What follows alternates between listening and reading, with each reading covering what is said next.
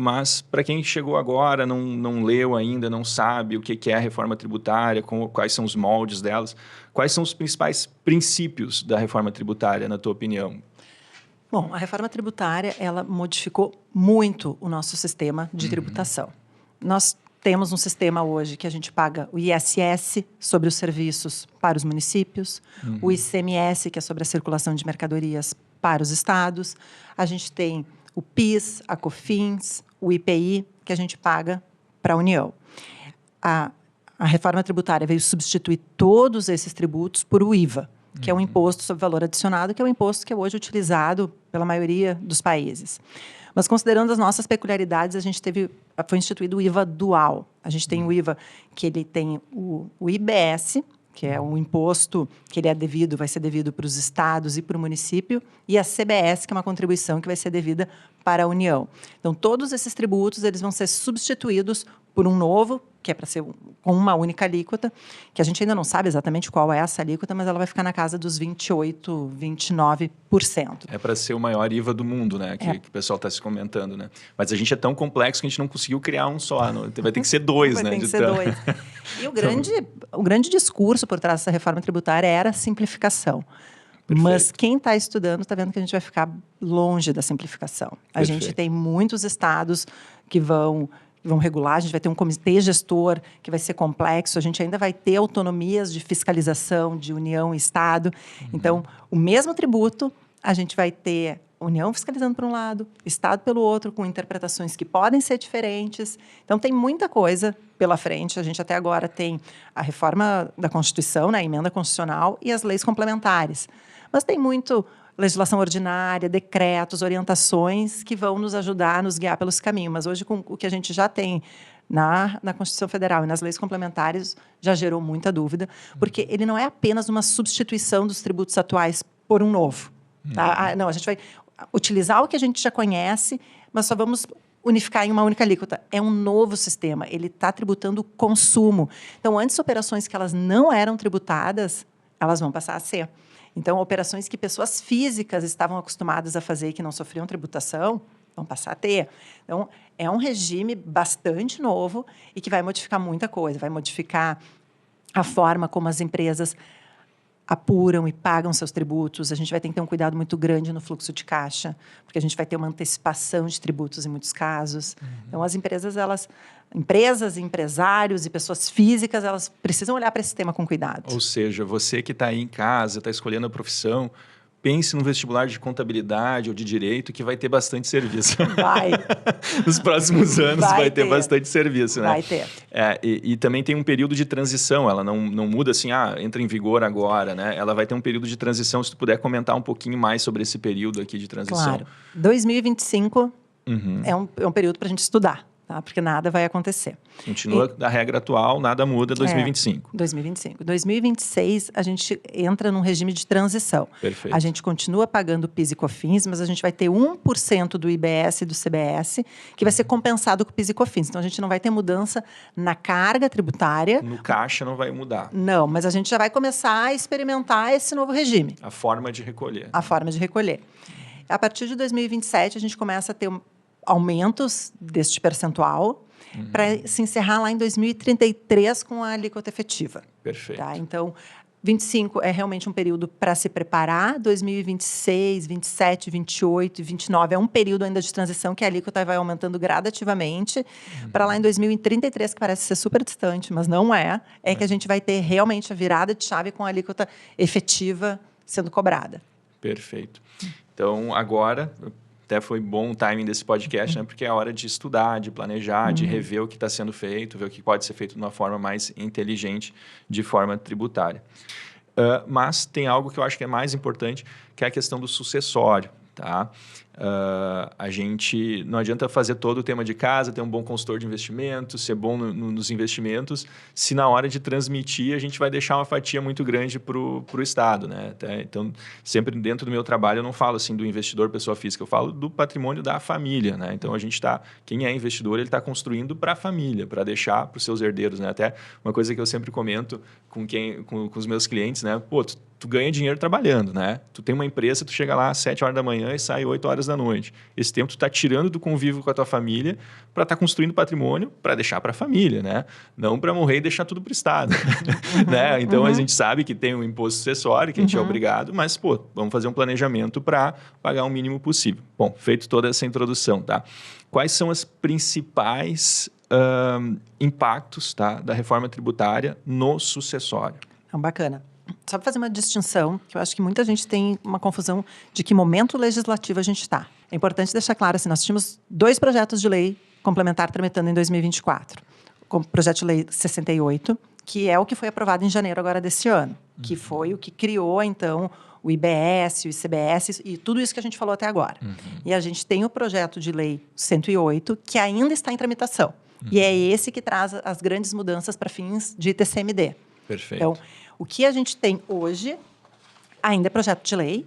Tá. E ele já passou pelo Congresso, já passou pela Câmara, já foi para o Senado, já passou pela Câmara e agora ele está no Senado e está em vias de ser aprovado. Então, se imagina, o que se fala é que até final de março, início de abril, esse projeto seja aprovado e seja encaminhado para sanção. Perfeito. Então, a gente está gravando aqui em fevereiro, tá?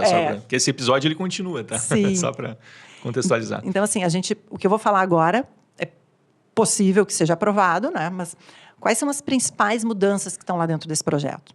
Primeiro, a gente tem hoje no Brasil uma alíquota progressiva de ITCMD. Progressiva quer dizer que dependendo da faixa de bens que eu vou deixar para doar ou para herança, quanto maior o meu patrimônio, mais alta a minha alíquota. E no Brasil, a alíquota máxima é de 8%. Perfeito. Só que tem estados... Que já é 8%, né? Que já é 8%. Não, hoje é 8%, tá?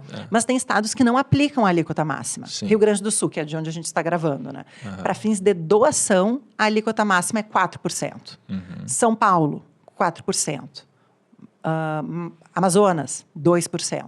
Então, os estados, eles acabaram criando aí uma guerra fiscal entre eles. Claro. Depois eu vou explicar o porquê que se criou essa guerra fiscal. E o que o projeto de lei traz de diferente? Ele diz, olha, todos os estados vão ter que aplicar a alíquota máxima para grandes patrimônios.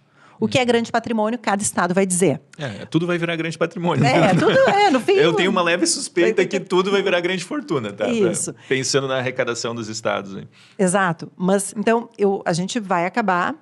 Quem normalmente se preocupa com planejamento patrimonial e sucessório são pessoas que têm um patrimônio mais relevante e essas pessoas já vão estar sujeitas a essa alíquota máxima. É importante trazer que cada estado vai precisar trazer essa alíquota máxima para dentro da sua legislação. Tá? Pelo menos é como a gente está interpretando esse tema, que ela não vai ser auto-aplicável, essa lei complementar. Tá?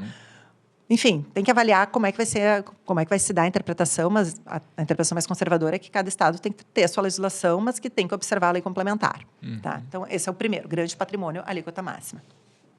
Existe no Senado hoje, lá parado, mas existe, um projeto para aumentar essa alíquota de 8% para 16%. Mas, assim, tem um pouquinho de alarmismo em relação a isso. Assim, se fala muito nas redes sociais, vai aumentar para 20%, para 30%. Não existe essa previsão. O pessoal entende assim, esse é o primeiro passo para a gente chegar lá numa alíquota de... Mas nem existe projeto. É futurologia. Né? O 16 é que é possível. Tá? O 16 é possível. Então, esse é o primeiro ponto. A aplicação da alíquota máxima, que no Brasil hoje é 8%, por todos os estados. Isso é uma questão. Vocês podem ter acompanhado no Valor Econômico, nas últimas semanas, saiu assim, São Paulo é o estado que aumentou a sua arrecadação em razão do ITCMD. Muitas famílias se mudaram para São Paulo. Sim, já ouvi falar disso. Por quê, né? Porque São Paulo... paraíso para o planejamento sucessório agora virou, né? Isso mesmo. A gente tem, no Código Tributário Nacional, a gente pega lá o artigo 127, ele diz que na falta de eleição do domicílio fiscal, aplica-se...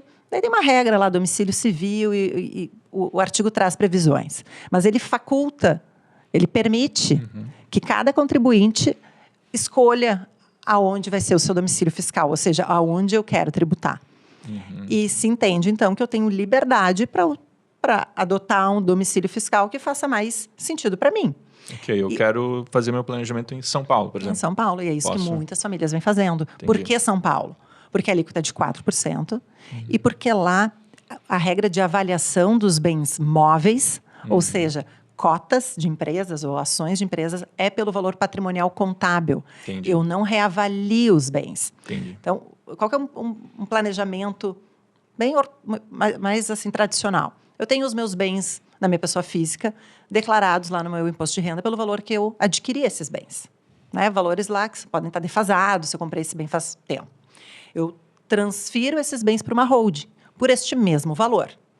Porque se eu atualizo o valor, eu gero lá um ganho de capital na pessoa física. Eu não quero isso. Claro. Então, eu transfiro para a holding por aquele mesmo valor contábil. Ao invés de, na minha declaração de imposto de renda, eu ter uma série de bens imóveis, eu passo a ter cotas de uma holding. Perfeito. E estes bens, que antes eram bens imóveis, passam a ser bens móveis. E a lei estabelece que o bem móvel ele pode ser tributado no domicílio, então, fiscal do doador. Então, o doador, a pessoa que tem esse patrimônio, ela pode se mudar para São Paulo, né, eleger o seu domicílio fiscal em São Paulo e fazer a doação dessas cotas com base neste valor contábil. Claro, que é muito menor do que o que realmente Que o valor vale. real. Claro. Por exemplo, no Rio Grande do Sul, em Santa Catarina, em outros estados, as secretarias de Fazenda reavaliam esses bens. Claro. Então, se eu tenho lá o meu capital social por R$1 milhão, mas esses bens valem 10 milhões, o que é muito comum de a gente ver, muito comum, principalmente imóveis rurais, que a maioria das famílias, né, o patrimônio foi constituído ao longo de décadas, né? Então, comprou um imóvel lá na década de 90 por 100 mil, que hoje vale 1,5 milhão, e assim vai, né? Então... Exato. Então, no Rio Grande do Sul, se a gente for fazer essa transferência de cotas, por mais que eu tenha transformado isso em cotas, eu vou ter uma reavaliação dos bens. Em São Paulo, não. Então, só que o que muitos contribuintes fizeram isso. Isso foi também amplamente divulgado na mídia. E as secretarias da Fazenda se deram conta deste planejamento. Então, na reforma tributária, tem uma previsão expressa de fim da eleição do domicílio fiscal. Entendi. Então, as famílias que querem ainda se organizar e fazer alguma transferência de bens, ainda tem uma janela... Até o final desse ano. Não, tenho dúvidas. Porque, assim, quando o projeto de lei for aprovado... Me parece que essa previsão já entra em vigor, porque ela não aumenta tributo, ela não altera tributo, entendi. Ela só altera onde tu paga o tributo. Entendi. Quando mudem a alíquota, tem que ser de um ano para o outro. Isso. Né? Essa pode entrar em vigor imediatamente, entendi. Então, esse parece bem sutil, assim, para quem não conhece as implicações, não muda nada. A dizer aonde vai ser pago esse tributo. No fim, muda bastante, tá? Perfeito. Muda bastante. Com certeza.